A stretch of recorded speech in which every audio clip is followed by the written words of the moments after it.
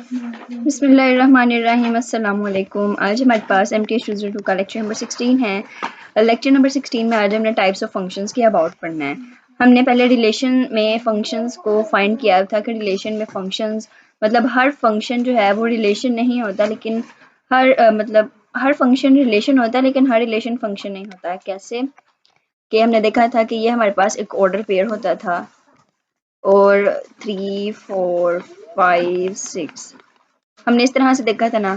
अगर हमारे पास सेट जो है ए वो हमारे पास 2 3 5 है, तो हमारे पास क्या इसकी डोमेन लेने से हमारे पास पहला सेट आ जाता है।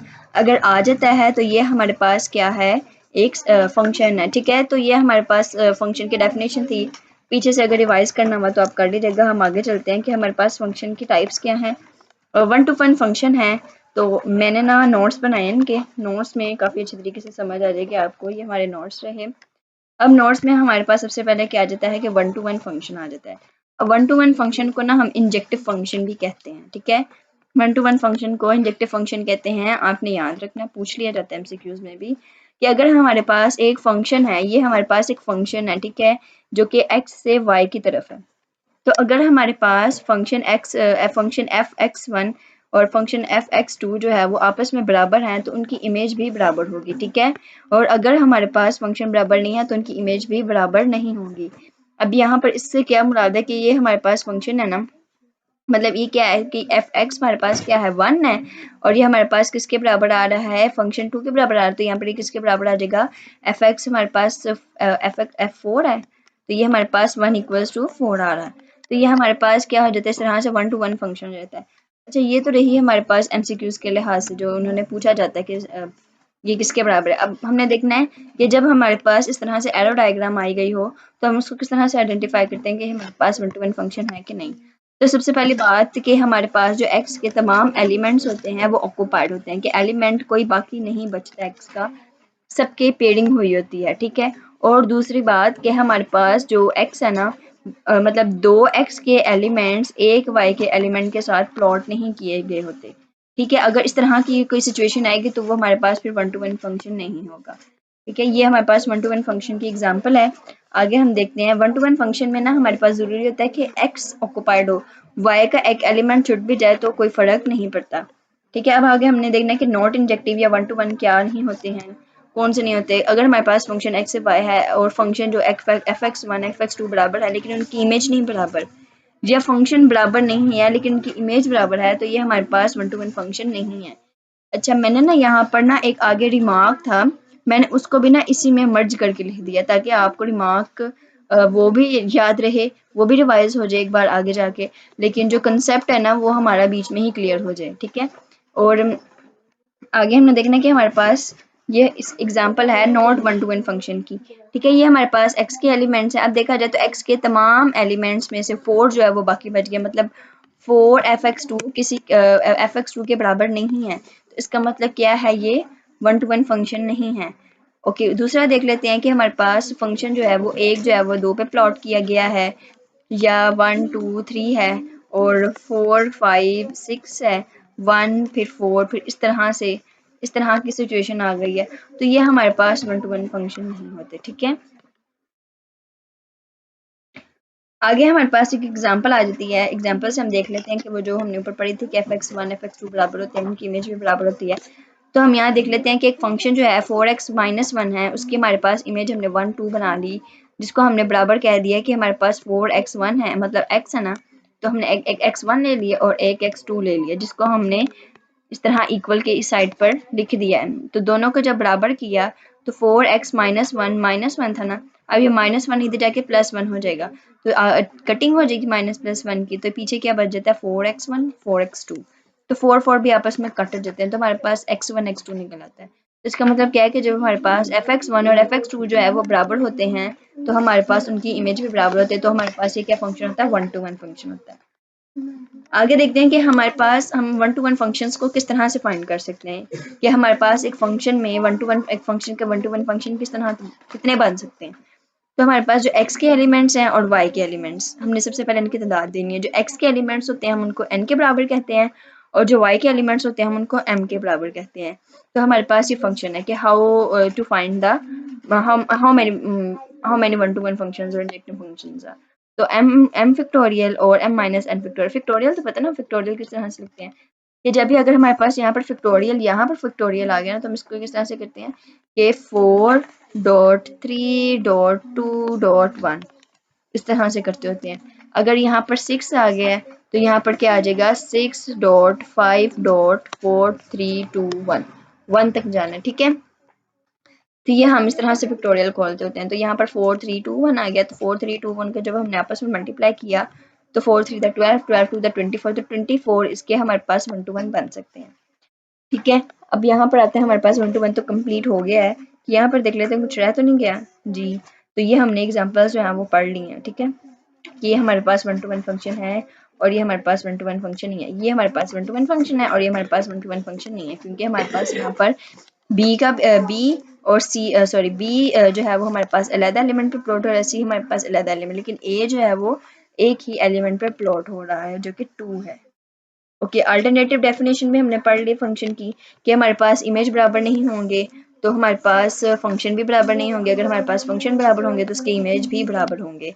और रिमार्क क्या है कि अगर हमारे पास 1 to 1 फंक्शन कब नहीं होता है, जब हमारे पास इमेज बराबर नहीं है और फंक्शन बराबर है, या फंक्शन बराबर नहीं है तो इमेज बराबर है। ये भी हमने कर लिया है। आगे चलते हैं, आगे आगे आगे। तो ये हमने देख लिया कि हम फाइंड और 1 to 1 फंक्शन, तो हमने इसके 1 to 1 फंक्शन सारे फाइंड कर लिए हैं। अब हमने देखने के how many 1 to 1 functions are, तो ये भी हमने देख लिया है। आगे चलते हैं। अच्छा, ये ग्राफ का हमने नहीं पढ़ा कि आगे ग्राफ का क्या सीन है। तो ग्राफ देखते हैं क्या है कि अगर हम हमारे पास जो 1 to 1 का ग्राफ है ना, ये आपके पास MCQs में पूछ लिया जाता है कि 1 to 1 का ग्राफ क्या होता है, या आपको कह दिया जाता है कि मतलब MCQs में 1 to 1 का ग्राफ पूछा जाता है कि 1 to 1 का ग्राफ किस तरह से होता है, और नीचे ऑप्शंस दिए जाते हैं। तो ऑप्शंस आपने देखना जहाँ पर एट मोस्ट 1 पॉइंट होगा ना तो वो आपने टिक कर देना है, क्योंकि एट मोस्ट 1 पॉइंट पर हमारे पास 1 to 1 का ग्राफ होता है। उसके बाद हमारे पास सब्जेक्टिव फंक्शंस आ जाते हैं, मतलब कि ऑन टू फंक्शंस। सब्जेक्टिव को ऑन टू फंक्शन भी कहते हैं। इसकी क्या कंडीशन है कि अगर हमारे पास एक फंक्शन है x से y का, तो हमारे पास फंक्शन जो है f जो है वो हमारे पास y के बराबर होगा, ठीक है। फंक्शन fx जो है वो y के बराबर होगा। और आपने याद रखना है कि इसकी को डोमेन जो होती है ना वो रेंज के बराबर होती है। अच्छा, अब डोमेन और रेंज क्या होता है? x के एलिमेंट्स को हम डोमेन कहते हैं, x के एलिमेंट्स को हम क्या कहते हैं? डोमेन, ठीक है। और y के एलिमेंट्स को हम क्या कहते हैं? कोडोमेन। याद तो है ना, हमने पहले भी पढ़ा था ये। और रेंज हम किसको कहते हैं? जो एलिमेंट्स x जो है वो अप्रोच कर रहा हो y पर, ठीक है। तो यहाँ पर एग्जांपल मैं आपको देके बता देती हूँ कि इसकी रेंज और डोमेन क्या है। आगे कोई एक आधा बना हो ग्राफ, एरो डायग्राम, तो देखा जाए। ये देखो, ये x जो है ये इसकी a और b क्या है? इसकी डोमेन है। और y क्या है? u v जो है वो इसकी क्या है? कोडोमेन। अब a जो है वो u को अप्रोच कर रहा है तो u इसकी क्या हो जाएगी? रेंज। और इस तरह b जो है वो v को अप्रोच कर रहा है तो v क्या हो जाएगी? इसकी रेंज, ठीक है। मजीद एक और एग्जांपल देख लेते हैं, अच्छे से क्लियर हो जाएगा। जैसे कि x है तो इसकी डोमेन a b c है, y है इसकी कोडोमेन 1 2 3 4 है, लेकिन इसकी कोडोमेन क्या होगी? 2 और 4 होगी, ठीक है। और सॉरी, रेंज इसकी क्या होगी? 2 4, और कोडोमेन क्या है इसकी? 1 2 3 4, ठीक है। ओके, हम ऑन टू ही पढ़ रहे हैं, ऑन टू, ठीक है। अब हमने देखना है कि ऑन टू फंक्शंस कौन से होते हैं। कि अगर हमारे पास x और y दो सेट्स हैं, इनके दरमियान एक फंक्शन है f नेम का, तो वो कब हमारे पास ऑन टू होता है? जब हमारे पास y के तमाम एलिमेंट्स ऑक्युपाइड हों, तमाम एलिमेंट्स पेयर बना रहे हों x के एलिमेंट्स के साथ, ठीक है। नो मैटर कि x का एलिमेंट बाकी बच जाए, इससे कोई फर्क नहीं पड़ता, लेकिन y का एलिमेंट नहीं बाकी बचना चाहिए। अब जैसे इसकी पेयरिंग क्या है कि fx1 जो है वो हमारे पास 5 के बराबर है, f2 जो है वो 6 के बराबर है, f3 हमारे पास 5 के बराबर है, f4 हमारे पास 6 के बराबर है। तो ये हमारे पास क्या होता है? ऑन टू फंक्शन की एग्जांपल है। अब वो कौन सा फंक्शन हमारे पास ऑन टू नहीं होता? कि अगर हमारे पास एक फंक्शन x से y है और अगर हमारे पास फंक्शन x जो है वो y के बराबर नहीं है, तो हमारे पास ऑन टू फंक्शन भी नहीं है। ये हमारे पास x फंक्शन है और ये हमारे पास y फंक्शन है। ये 4 के साथ पेयर बना रहा है, ये 2 के साथ, 2 का 5 के साथ बन रहा है, और 3 का 6 के साथ पेयर बन रहा है, ठीक है। लेकिन यहाँ पर जो 7 है वो हमारे पास बाकी बच गया है, ठीक है। जो 7 है बाकी बच गया ना y में, लेकिन हमारे पास तो y का कोई एलिमेंट बाकी बचना नहीं चाहिए। तो देखा जाएगा जो f(x) है वो 7 के साथ मतलब कोई फंक्शन नहीं है f(x) का 7 के साथ, तो ये हमारे पास कोई भी ऑन टू फंक्शन नहीं है। आगे इसकी एग्जांपल देख लेते हैं कि क्या ये हमारे पास ऑन टू है। तो हमने इसको y के बराबर कर देना, जब हमने इसको y के बराबर कर दिया तो 4x minus equals to y आ जाता है। ठीक है, जब ये 1 उधर जाके प्लस हो जाएगा और ये 4 जो है मल्टीप्लाई और वहां जाके क्या हो जाएगा डिवाइड। हमने पुट करना है फंक्शन को के फंक्शन में, इस फंक्शन में हमारे पास x की वैल्यू क्या है, ये आई है ना, हमने इस फंक्शन में x की वैल्यू को पुट कर देना है। तो हमारे पास जब हमने 4 के साथ x की जगह x की वैल्यू को पुट किया तो हमारे पास x प्लस 1 डिवाइडेड बाई 4 आ गया। ठीक है, और फिर जब 4 जो है 4 से कट हो जाता है तो x प्लस माइनस वाई, तो माइनस प्लस आपस में कट हो जाएंगे तो हमारे पास y आंसर आ जाएगा। तो देखा जाए जो f(x) है क्या हमारे पास वो y के बराबर आ गया, y के बराबर आ गया है। क्या f(x) जो है वो हमारे पास y के बराबर आ गया, आ गया। तो ये हमारे पास कौन सा फंक्शन है, ऑन टू फंक्शन है। ओके ओके, आगे उसके बाद हमारे पास आ जाता है इसका ग्राफ। इसका ग्राफ जो है वो इफ एंड ओनली इफ, अगर हमारे पास एवरी हॉरिजॉन्टल लाइन जो है वो इंटरसेक्ट करती है ग्राफ को एट लीस्ट 1 पॉइंट पर। ठीक है, एट लीस्ट 1 पॉइंट पर, ऑन टू का एट लीस्ट है और 1 to 1 का एट मोस्ट है। आपने अच्छी तरह से याद रखना है, पूछ लिया जाएगा आपको, पक्का है ये। ओके, बाइजेक्टिव फंक्शन क्या होता है, बाइजेक्टिव फंक्शन होता है उसको हम 1 to 1 कोरेस्पोंडेंस भी कहते हैं। ठीक है, अब बाइजेक्टिव फंक्शन वो फंक्शन होता है जिसमें हमारे पास 1 to 1 फंक्शन भी हो और ऑन टू फंक्शन भी हो। ठीक है, या ऑन टू फंक्शन को हम सब्जेक्टिव फंक्शन भी कहते हैं और 1 to 1 को हम इंजेक्टिव फंक्शन भी कहते हैं। ठीक है, तो ये हमारे पास इस तरह से बाइजेक्टिव हो जाता है। अब देखते हैं इसकी एग्जांपल्स कि हमारे पास x और y दो एलिमेंट्स हैं। ठीक है, इनके दरमियान एक फंक्शन है, क्या ये हमारे पास ऑन टू है। सबसे पहले देखना है कि हमारे पास ऑन टू है कि नहीं। x का कोई एलिमेंट बाकी नहीं बच रहा और कोई ऐसा एलिमेंट नहीं जिस पर प्लॉटिंग जो है वो अगेन एंड अगेन हो रही हो, तो ये हमारे पास क्या हो जाता है, ऑन टू 1 to 1 फंक्शन हो जाता है। अच्छा, अब हम दोबारा देखते हैं ऑन टू के लिहाज से, क्या ये फंक्शन हमारे पास ऑन टू है। हाँ जी है, क्योंकि हमारे पास यहाँ पर y का कोई एलिमेंट बाकी नहीं बच रहा, सारे के सारे ऑक्युपाइड है। तो ये हमारे पास 1 to 1 भी है, ऑन टू भी है, तो इसका मतलब ये हमारे पास फंक्शन जो है वो बाइजेक्टिव है या 1 to 1 कोरेस्पोंडेंस है। ठीक है, आगे आगे इस तरह आपने ये भी देख लेना है। इसका ग्राफ जो है वो हमारे पास एवरी हॉरिजॉन्टल लाइन जो है वो इंटरसेक्ट करता है एट एग्जैक्टली 1 पॉइंट पर। ठीक है, एग्जैक्टली 1 पॉइंट पर हमारे पास बाइजेक्टिव का ग्राफ जो है वो इंटरसेक्ट करता है। उसके बाद हमारे पास आइडेंटिटी फंक्शन आ जाता है। अब आइडेंटिटी फंक्शन क्या होता है, आइडेंटिटी से क्या मुराद है कि आप अपने आप को मिरर के सामने खड़ा कर लें तो वो मिरर में जो आपका शो हो रहा होगा वो आपकी आइडेंटिटी होगी। ठीक है, कि मतलब आप ही आपको आप अपने आप को शो कर रहे हैं अपने सामने, तो ये क्या है, एक आइडेंटिटी है। तो इसका मतलब क्या है कि इसके लिए हमारे पास एक फंक्शन की जरूरत होती है, जो कि एक फंक्शन की जरूरत होती है, मतलब एक सेट की जरूरत होती है। एक सेट के दरमियान दो एक जैसे सेट्स के दरमियान जो फंक्शन बनता है उसको हम आइडेंटिटी फंक्शन कहते हैं। और वो फंक्शन तब कहलाया जाता है कि जब हमारे पास दो एलिमेंट्स जो हैं वो आपस में एक दूसरे के साथ पेयर बनाएं। ठीक है, एक दूसरे के साथ पेयर बनाएं, तो ये हमारे पास आइडेंटिटी फंक्शन होता है। और इसको हम इस तरह से कहते थे, अगर हमारे पास आई एक्स ऑफ एक्स जो है वो एक्स के बराबर है। ठीक है, एक्स हमारे पास क्या है, 1 2 3 है। नोट्स में देख लेते हैं कि ऑन टू फंक्शन को क्या कहा गया है। ये भी हमने पढ़ लिया कि एफ एक्स जो है वो हमारे पास वाई के बराबर होता है और इसके कोड में जो है वो हमारे पास रेंज के बराबर होती है। ठीक है, उसके बाद हमारे पास आ जाता है ये दो फंक्शन हमने देखने कि ये आपस में ऑन टू हैं कि नहीं। तो ये हमारे पास ऑन टू है, नहीं ये ऑन टू नहीं है। क्या ये ऑन टू है, हाँ जी ये हमारे पास ऑन टू फंक्शन है क्योंकि इसमें वाई के तमाम एलिमेंट्स जो हैं वो ऑक्युपाइड है। ओके, बाइजेक्टिव उसके बाद हमारे पास आ जाता है, बाइजेक्टिव फंक्शन वो फंक्शन होता है जिसमें हमारे पास 1 to 1 हो या ऑन टू फंक्शन दोनों ही एग्जिस्ट कर रहे हों, तो हमारे पास ये बाइजेक्टिव फंक्शन हो जाता है। ठीक है, ओके, बाइजेक्टिव का ग्राफ भी आपको मैंने बता दिया है, ये हमारे पास आइडेंटिटी फंक्शन भी आ गया है। अब हमारे पास आ जाता है फंक्शन कांस्टेंट फंक्शन। ठीक है, ये फंक्शन जो है वो कांस्टेंट कब होता है, जब हमारे पास एफ एक्स जो है वो हमारे पास सी के बराबर हो। एफ एक्स जो है वो हमारे पास सी के बराबर हो। अब इस सी से क्या मतलब है कि हमारे पास x और y है, जैसे कि यहाँ पर x और y बना हुआ है, यहाँ से समझ लेते हैं कि हमारे पास जो x के तमाम एलिमेंट्स है, देखा जाए तो वो y के सिंगल एलिमेंट पर जाकर अपनी रेंज बना रहे हैं। ठीक है, तो इसका मतलब क्या है कि तमाम एलिमेंट्स जो हैं वो 1 के साथ पेयर्ड हैं। तो ये जो 1 वैल्यू है ना, एक सिंगल वैल्यू जो कि सेम है, उसको हम सी से कह रहे हैं, मतलब ये कांस्टेंट है। ठीक है, तो हम इसको क्या कहते हैं, कांस्टेंट फंक्शन कहते हैं। ये एक फंक्शन 1 to 1 कब होगा कांस्टेंट फंक्शन, अगर इसकी डोमेन अब डोमेन क्या है, ये हमारे पास इसकी डोमेन है, ये हमारे पास इसकी कोड डोमेन है और ये इसकी क्या है, रेंज है। अगर हमारे पास इसकी डोमेन जो है वो सिंगल होगी ना तो ये हमारे पास 1 to 1 फंक्शन होगा। कैसे 1 to 1 फंक्शन होगा देखते हैं कि अब देखा जाए तो यहाँ पर अगर हमारे पास 1 आ जाता है और यहाँ पर 7 8 आ जाता है तो देखा ये इसकी डोमेन सिंगल है ना, तो ये हमारे पास 1 पर जाकर प्लॉट हो रहा है। कांस्टेंट फंक्शन तो सिर्फ y की सिर्फ और सिर्फ एक वैल्यू पर प्लॉट होना चाहिए ना, तो y की एक वैल्यू पर हमारे पास 7 प्लॉट है और x का कोई एलिमेंट बाकी नहीं है, तो ये हमारे पास क्या हो जाता है, कांस्टेंट फंक्शन हो जाता है।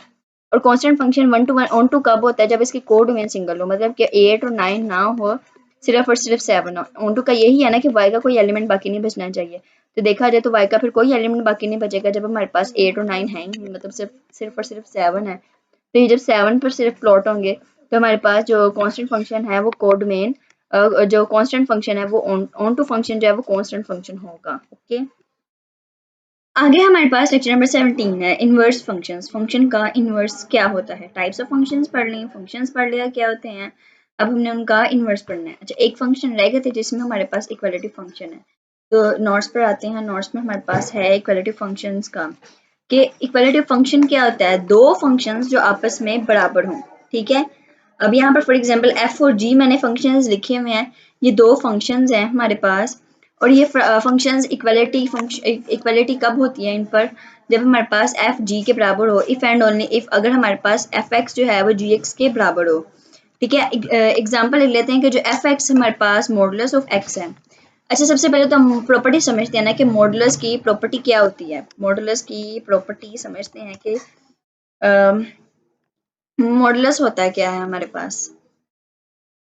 मॉडुलस की खासियत है कि अगर किसी भी वैल्यू के दरमियान में साइड्स पर मॉडुलस आ जाए, फॉर एग्जांपल वो माइनस में है या प्लस में है, ठीक है, प्लस वाली भी वैल्यू ले लेते हैं, माइनस वाली भी वैल्यू ले लेते हैं।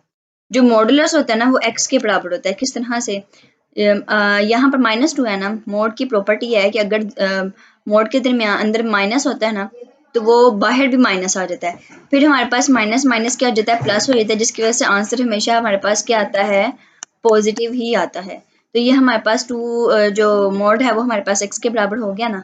तो इसमें यही खसूसियत बताई गई है कि जब मोड है ना, जब हम एक्स का मोड लेते हैं और फिर जब हम एक्स का स्क्वायर लेते हैं, मतलब एफ ऑफ एक्स और जी ऑफ एक्स जो है वो दोनों आपस में बराबर हो।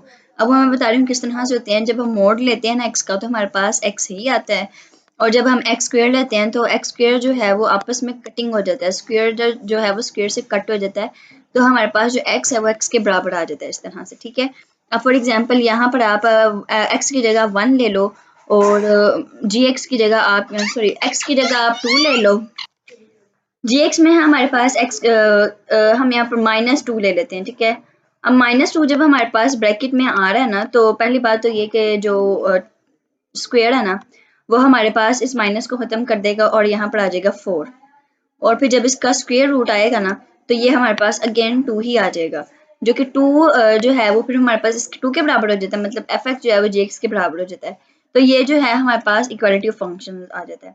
उसके बाद अगली एग्जांपल देख लेते हैं कि जी एक्स हमारे पास ये है और एफ एक्स हमारे पास ये है, हमें जी एक्स को एफ एक्स के बराबर करना है। तो हमारे पास 2x³ + 2x divided by x + 1 आ जाता है। जब हमने जी एक्स को 2x के जी एक्स को एफ एक्स के बराबर करना है ना, तो जी एक्स की वैल्यू जो हमारे पास 2x से भरी है ना, तो कोशिश करना है कि हमारे पास जो जी एक्स है ना वो जो मतलब इसको सॉल्व करके ना हमारे पास वो एफ एक्स के बराबर आ जाए। ठीक है, तो कुछ जी एक्स हमने ले लिया, फिर उसके बाद 2x यहाँ से कॉमन आ जाता है, तो 2x हमने कॉमन ले लिया, x² + 1 आ जाता है, और x² जो है वो x² 1 से कट हो जाता है और 2x आ जाता है। ठीक है, हमारे पास 2x आ गया, जो कि एफ एक्स जो है वो जी एक्स के बराबर होता है।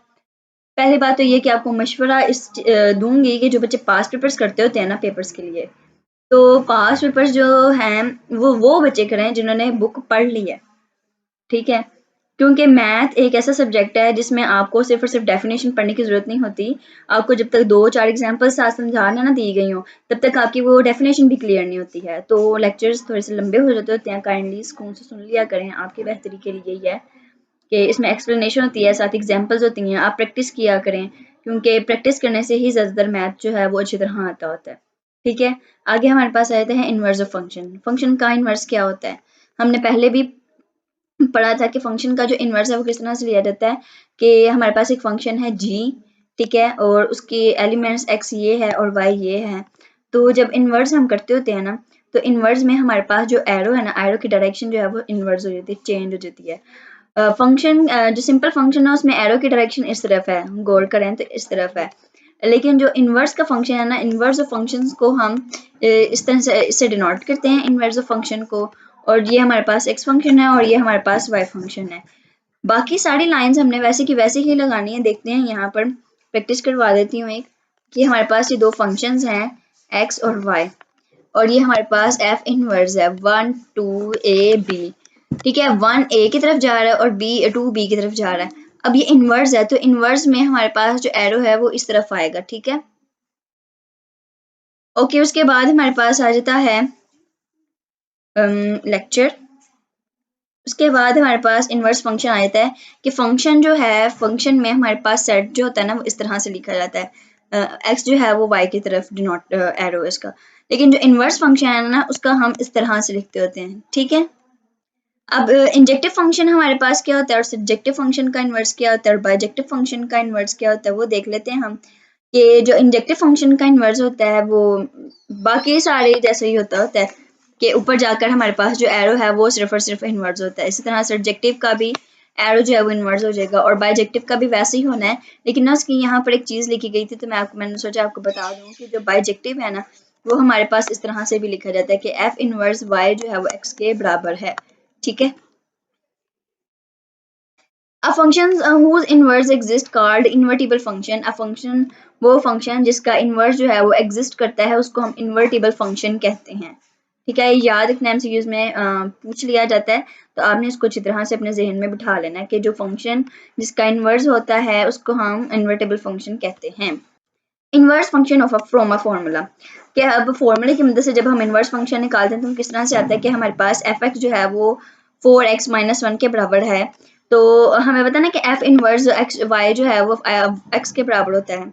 एफ इनवर्स वाई जो है वो हमारे पास एक्स के बराबर होता है, तो एफ एक्स भी हमें पता है कि वो वाई के बराबर होता है। तो ये दोनों कंडीशंस को लेते हुए ना हमने अपना इनवर्स ऑफ अ फंक्शन का फॉर्मूला जो है ना, फॉर्मूले की मदद से इनवर्स फंक्शन निकालना है इसका। तो हमें पता है कि एफ एक्स जो है वो वाई के बराबर होता है, तो हमने एफ एक्स को वाई के बराबर रख दिया, ठीक है। 4x minus one equals to y आ गया। फिर हमने यहाँ पर वाई जो था एक्स माइनस वन जो था यहाँ माइनस हो रहा था 1, तो यहाँ के प्लस हो जाएगा, और 4 जो था यहाँ पर मल्टीप्लाई था यहाँ के डिवाइड हो जाएगा। तो हमें पता है एज वी नो डैट कि जो x जो होता है ना हमारे पास वो फंक्शन इनवर्स y के बराबर होता है। तो हमने फंक्शन इनवर्स y को x के बराबर कर दिया। तो इसका मतलब क्या है कि जब x इसके बराबर आ गया तो x की वैल्यू ये है, तो x की वैल्यू भी हमारे पास f इनवर्स y के बराबर ही होगी। ओके, अब हमारे पास नेक्स्ट आ जाता है concept composition of a function, के फंक्शन को कंपोज करना। कंपोज का मतलब क्या होता है कि एक फंक्शन के अंदर दूसरे फंक्शन को डालना, या एक फंक्शन के अंदर दूसरे फंक्शन को पुट करना, या एक फंक्शन के अंदर दूसरे फंक्शन की वैल्यू को डालना, ठीक है। एक फंक्शन है हमारे पास x से y का और दूसरा फंक्शन है हमारे पास y से z का। तो आपने याद रखना है कि एफ एक्स जो है वो हमारे पास सबसेट होता है y का, ठीक है। एफ एक्स किसका सबसेट होता है? y का सबसेट होता है कंपोजिशन ऑफ अ फंक्शन में। हमारे पास g ऑफ एफ एक्स जो है वो f of g of F x को हम बराबर होता है किस तरह से, कि अगर आप इस तरह से लिखो या इस तरह से लिखो, ये दोनों ही आपस में क्या है, बराबर हैं, ठीक है। पूछ लिया जाता है एमसीक्यूज में, हमने याद रखना है कि हमारे पास अब यहाँ पर 3 सेट्स हैं एक्स वाई जी। एक्स वाई के दरमियान एक फंक्शन एफ है और वाई जी के दरमियान एक फंक्शन है जी। अब हम जानते हैं ना कि जब हम अमूमन एक्स और वाई का फंक्शन जब हम लिखते हैं तो इनके दरमियान एफ का फंक्शन लगाते हैं। तो हम लिखते होते हैं कि एफ आगे हम एक्स की वैल्यू लिखते हैं और कर देते हैं उसको बराबर वाई के, कर देते हैं ना। तो हम यहाँ क्या एक्स पुट कर रहे होते हैं ना, तो इसलिए यहाँ पर एक्स आता है, ठीक है। इतना समझ आ गया कि किस लिए यहाँ पर एक्स आता है, क्योंकि हम ये वाला एक्स पुट कर रहे होते हैं यहाँ पर। अब ये जो एफ एक्स है वो वाई की जगह पुट हो गया, क्योंकि हम वाई जो है वो यहाँ लेकर जा रहे हैं। अब वाई की जगह क्या आ गया, एफ एक्स, और अब एफ एक्स जी और जी के दरमियान फंक्शन आ जाता है। अब एफ एक्स जी और एफ एक्स और जी के दरमियान जी का फंक्शन आ जाता है। तो हम इसको किस तरह से लिखेंगे, जी लिख देंगे। इसके अंदर कौन सी फंक्शन पुट हो रहा है, जैसे यहाँ एक्स पुट हो रहा था ना, इस तरह यहाँ पर कौन सा फंक्शन पुट हो रहा है, एफ एक्स का, तो हमने यहाँ एफ एक्स लिख दिया और ये किसके बराबर आ जाएगा, जी के बराबर आ जाएगा। इतनी समझ आ गई कि इसको हम कहते हैं कंपोजिशन ऑफ अ फंक्शन। अगर हम x से y के दरमियान कंपोजिशन कर रहे हैं ना, तो हम उसको g ऑफ एफ एक्स लिखेंगे। ठीक है, कैसे लिखेंगे, g ऑफ एफ एक्स मतलब z के दरमियान, सॉरी तीन सेट्स होते हैं, x से z के दरमियान कंपोजिशन कर रहे हैं ना, तो हमारे पास g ऑफ एफ एक्स होगा, और जब हम z से x के दरमियान की कंपोजिशन करेंगे तो f ऑफ g x होगा। Okay clear. दोबारा देख लेते हैं कि जब हम x से z के दरमियान कंपोजिशन कर रहे होंगे तो हमारे पास g ऑफ एफ एक्स होगा, जैसे कि यहाँ पर लिखा आ रहा है। ठीक है, और जब हमारे पास z से x की तरफ कंपोजिशन होगी तो हमारे पास f ऑफ जी एक्स आएगा। ठीक है, देख लेते हैं, जैसे यहाँ पर g का फंक्शन है ना, तो g में हमारे पास अब यहाँ पर क्या आ गया, जी z, जो कि हमारे पास y के बराबर है, तो यहाँ पर क्या आ गया, g और z। ठीक है, अभी जो g और z जो है, अब इसकी जगह आ जाएगा तो हमारे पास f ऑफ जी z आ जाएगा। ठीक है, जो आगे है एग्जाम्पल हम देख लेते हैं। एग्जाम्पल में यहाँ पर क्या कहा गया है कि ए फंक्शन है जो कि फंक्शन ए से ए है, और जी फंक्शन है जो कि ए से ए है। तो यहाँ पर कुछ एग्जाम्पल्स दिए गए हैं, कुछ देखते हैं कि क्या कहा गया है। उन्होंने कहा है कि आपने एफ ऑफ जी निकालना है और जी ऑफ एफ एक्स निकालना है, जी ऑफ एफ एक्स और एफ ऑफ जी एक्स दोनों निकालने हैं आपने। ओके यहाँ पर कुछ सेट्स दिए गए हैं, तो पहले एफ ऑफ जी एक्स जो है वो 1 के साथ हम निकालेंगे, तो एफ ऑफ जी एक्स को हम एफ जी एक्स भी कहते हैं ना, इस तरह से भी लिखते हैं ना। अब इसका मतलब क्या है कि x की जगह हम पहले 1 पुट करेंगे, फिर 2, फिर 3, फिर 4, फिर 5, फिर हमारे पास यहाँ पर क्या आ जाएगा, g1। अब g1 यहाँ होने का मतलब क्या है कि जो वैल्यू g1 की है ना वो ब्रैकेट में आएगी। अब g1 की वैल्यू क्या है, हमारे पास 4 है ना, तो यहाँ पर 4 वैल्यू आ गई g1 की। अब हमारे पास यहाँ क्या हो गया, f4। f4 की वैल्यू क्या है, 1, तो हमारे पास इस तरह सॉरी f4 की वैल्यू हमारे पास क्या है, 1, तो यहाँ पर 1 आना था। ठीक है, तो f4 की वैल्यू हमारे पास क्या है, 1। एक मिनट जरा, g ऑफ 1 की वैल्यू f4 आ गई। ठीक है, अब f4 आ गया, तो f4 की वैल्यू हमारे पास क्या है, 1 आ जाएगा। ठीक है, अब g ऑफ एफ एक्स का मतलब क्या है कि यहाँ पर क्या आ जाएगा, 1। अब f1 की वैल्यू क्या है, f1 की वैल्यू हमारे पास 3 है, तो यहाँ क्या आ जाएगा, 3। अब g3 की वैल्यू क्या है, g3 की वैल्यू है हमारे पास 1, तो यहाँ पर क्या आ जाएगा, 1। अब f ऑफ 2g है, f ऑफ g है। ठीक है, अब g2 का मतलब क्या है कि हमने g2 की वैल्यू देखनी है, g2 की वैल्यू 1 है, तो यहाँ पर क्या आ जाएगा, 1। फिर हमने देखना है कि f1 की वैल्यू क्या है, f1 की वैल्यू हमारे पास क्या है, 3। ठीक है, इसी तरह gf2 है, तो f2 की वैल्यू हमारे पास क्या है, 5, तो यहाँ हमने 5 लिख दिया। अब g5 की वैल्यू क्या है, 3, तो यहाँ पर क्या आ गया, 3। तो इसी तरह हमने नीचे सॉल्व करना है सारा, ताकि आपकी प्रैक्टिस हो जाए। और कुछ बातें हमने याद रखनी है कि हमारे पास जो एफ एन जो है ना कंपोजिशन ऑफ अ फंक्शन में, वो हमारे पास n+1 के बराबर होता है, और जी एन जो है वो n² के बराबर होगा। तो हमारे पास एफ ऑफ जी जो है वो बराबर नहीं आएगा। वैसे भी कंपोजिशन जो है वो हमारे पास फंक्शन की कम्यूटेटिव नहीं होती है। ठीक है, बराबर नहीं होती है। एफ ऑफ जी एफ और जी एफ ऑफ जी एफ और जी ऑफ एफ हमारे पास क्या है, आपस में बराबर नहीं होता, नॉट इक्विवेलेंट है। ठीक है, उसके बाद हमारे पास आया था कंपोजिशन आ जाती है आइडेंटिटी फंक्शन की। आइडेंटिटी फंक्शन मतलब एक जैसा फंक्शन। ठीक है, अब हमारे पास कुछ रिमार्क है। सबसे पहले हम रिमार्क देख लेते हैं आइडेंटिटी फंक्शन के, बाद में हम इसके एग्जाम्पल पढ़ाते हैं। ये मार्क आपको ना लेक्चर के एंड पे दिए गए हैं, तो मैंने यहाँ पर ही लिख दी है ताकि आपको पता चल जाए। ये हमारे पास एक फंक्शन है, एक्स से एक्स का सेंड करता है, हर एक एलिमेंट एक्स को अपने आप को सेंड करता है। ठीक है, अपने आप को एक्स जो है वो अपने एलिमेंट अपने आप को सेंड करता है। तो एफ ऑफ इनवर्स एफ जो है वो हमारे पास आई वाई के बराबर हो जाएगा। ठीक है, एफ ऑफ एफ इनवर्स जो है वो हमारे पास आई वाई के बराबर हो जाएगा। ये आपने याद रखना है, ये जो कह रही हूँ ना याद रखना है, एमसीक्यूज में ये पूछ लिया जाता है और शॉर्ट में भी आ जाता होता है कि एफ ऑफ इनवर्स जो है वो किसके बराबर है। तो ये छोटी छोटी बातें हमने याद रखनी है, एमसीक्यूज में पूछ ली जाती हैं। ओके, फिर हमारे पास अगर हमारे पास कंपोजिशन इस तरह से आ रही है कि एफ फंक्शन है एक्स से वाई के दरमियान का और जी फंक्शन है वाई से एक्स के दरमियान का, तो इसका जो इन्वर्स होगा वो किस तरह से होगा कि इफ एंड ओनली इफ जो है हमारे पास जी ऑफ एफ जो है वो आई एक्स के बराबर होगा और एफ ऑफ जी भी हमारे पास आई एक्स के बराबर ही होगा। तो ज़्यादातर इसमें से यही याद रखने वाला है कि जी ऑफ एफ जो है वो आई एक्स के बराबर है और एफ ऑफ जी एक्स जो है वो हमारे पास आई एक्स के बराबर है। कंपोजिशन हमारे पास इन्वर्स की आ जाती है, ये हमारे पास फंक्शन आ गया। कंपोजिंग हमारे पास इन्वर्स की आ गया कि एक फंक्शन है हमारे पास ए बी सी, एक्स का है एलिमेंट्स और वाई के एलिमेंट्स हैं एक्स वाई जी और एन। तो ये हमारे पास कंपोजिंग हुई है जैसे हम अपनी करते होते हैं, लेकिन इन्वर्स में हमारे पास एरोज जो है वो एक्सचेंज हो। तो यहाँ पर हमारा जो नोट्स हैं ख़त्म हो जाते हैं। 17 के 16 लेक्चर भी हो गया है, 17 लेक्चर भी हो गया है। हैंडआउट्स पे आते हैं, कुछ चीज़ समझने वाली है तो देख लेते हैं।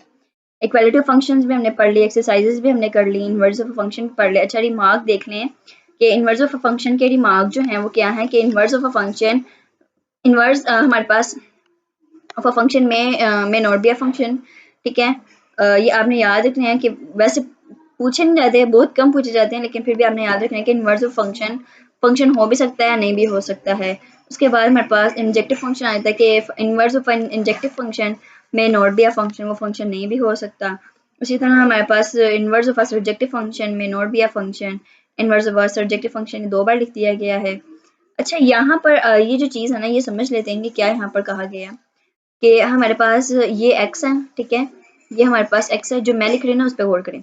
ये जो x है और ये y है, जब फंक्शन x से y की तरफ जाएगा ना तो हमारे पास सिंपल f होगा, ठीक है। एक तो होगी ये कहानी, ये हमें पता है, तो ये हमारे पास f(x,y) हो जाता है।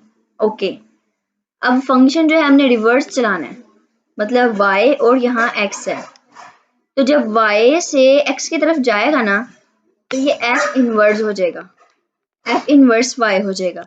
जिस तरह यहाँ पर f(x) हो गया था ना, तो इस तरह यहाँ पर क्या हो जाएगा, f इनवर्स y हो जाएगा। और ये किसको अप्रोच कर रहा है, x को, तो ये हमारे पास किसके बराबर हो जाएगा, x के। तो ये यहाँ पर यही बताया गया है, ठीक है। x जो है वो हमारे पास क्या है, डोमेन ऑफ फंक्शन है, और y जो है वो हमारे पास क्या है, कोडोमेन ऑफ फंक्शन है, ठीक है। ये हमने पढ़ लिया है। ये मैंने भी बता दिया कि वो फंक्शन जिसका इन्वर्स एग्जिस्ट करे उसको हम इन्वर्टेबल फंक्शन कहते हैं। ओके, ये एरो डायग्राम्स भी हो गई हैं। वर्किंग रूल भी हमने देख लिया था कि हमें पता है कि जो एफ एक्स है वो हमारे पास वाई के बराबर होता है। तो एज वी नो डैट कि जो एफ इनवर्स वाई है वो हमारे पास एक्स के बराबर होता है। तो जो आपको फंक्शन दिया गया होगा पहले आपने उसको वाई के बराबर करना है, और फिर जो फंक्शन का आंसर आएगा वो एक्स के बराबर होगा, और फिर आपने उसको जो फंक्शन का आंसर होगा उसको एफ इनवर्स वाई के बराबर कह देना है। तो यहाँ पर ये वही वर्किंग रूल बताया गया आपको इनवर्स फंक्शन का, ठीक है। ओके, उसके बाद हमारे पास एक्सरसाइजेज ही आ जाती हैं। उसके बाद हमारे पास कंपोजिशन ऑफ फंक्शन आया था, तो ये भी हमने देख लिया कि फंक्शन जो एक्स है वो हमारे पास सबसेट होता है वाई का, और एफ ऑफ जी एक्स जो है वो हमारे पास इस तरह से भी हम इसको लिखा जाता है फॉर ऑल जो एक्स है वो एलिमेंट हो एक्स के। ओके, यहाँ पर कहा गया कि the function g of f जो है is called the composition of f and g, ठीक है। ओके, हमने ये भी पढ़ लिया था, ये डायग्राम भी मैंने करवा दी है, ठीक है। ओके, ये भी हो गए थे, ये वही थे जो मैंने आपको कहा था कि बाकी आपने खुद ही करने हैं, इससे आपकी प्रैक्टिस होगी। ये क्योंकि पूछ लिया जाता है, ये एमसीक्यूज में भी आ जाता है, ठीक है, शॉर्ट में भी आ जाता है, लॉन्ग में भी आ जाता होता है, तो लिहाजा आपने इसको अच्छी तरह से करना है। और यहाँ पर लिखा भी होगा द फंक्शंस एफ ऑफ जी और जी ऑफ एफ जो हैं वो आपस में बराबर नहीं है। देखा जाए तो क्या हमारे पास एफ ऑफ जी, ये वाला F of G G of F के बराबर है, दूसरा वाला एफ ऑफ जी भी जो जी ऑफ एफ के बराबर, लेकिन तीसरा हमारे पास एफ ऑफ जी जो है वो जी ऑफ एफ के बराबर नहीं है। सिर्फ 2 ही हैं बराबर, लेकिन ज़्यादातर मोस्टली नहीं है। तो हमारे पास ये हमने आपने रिमार्क याद रखना है कि हमारे पास जो फंक्शन एफ ऑफ जी है, कंपोजिशन ऑफ एफ एंड जी और जी ऑफ एफ जो है वो आपस में बराबर नहीं होती है, ठीक है। ओके, ये यहाँ पर इसी को प्रूफ किया गया, ठीक है, जो मैंने आपको कहा था कि एन स्क्वायर एन प्लस 1, तो यहाँ इसी को प्रूफ किया गया था। आइडेंटिटी ऑफ अ फंक्शन भी हमने पढ़ लिया है, इन्वर्स भी हमने पढ़ लिया है। तो ये रिमार्क भी मैंने आपको बता दिया था कि हमारे पास जो फंक्शन जो F of inverse of F है, मतलब कि एफ का इन्वर्स एफ के साथ करें तो हमारे पास जो फंक्शन है वो हमारे पास आइडेंटिटी एक्स आता है, ठीक है, आइडेंटिटी आता है, ठीक है। और इसी तरह सिमिलरली अगर हमारे पास कंपोजिशन फंक्शन और फंक्शन के इन्वर्स की हो तो हमारे पास वो आई वाई के बराबर होता है, ठीक है, अकॉर्डिंग टू वाई, और ये अकॉर्डिंग टू एक्स है, ठीक है। अकॉर्डिंग टू एक्स होगा तो आई एक्स आएगा, अकॉर्डिंग टू वाई होगा तो हमारे पास क्या आएगा, आई वाई आएगा। ओके, तो ये हमारे पास जो है वो लेक्चर नंबर 16 और 17 खत्म हो गया है। उम्मीद करती हूँ आपको लेक्चर की अच्छी से समझ आ गई होगी। तो अगर लेक्चर की समझ आ गई है तो लाइक कर दें और चैनल को सब्सक्राइब भी कर दें ताकि आपको आने वाले लेक्चर्स बर वक्त मिल सकें।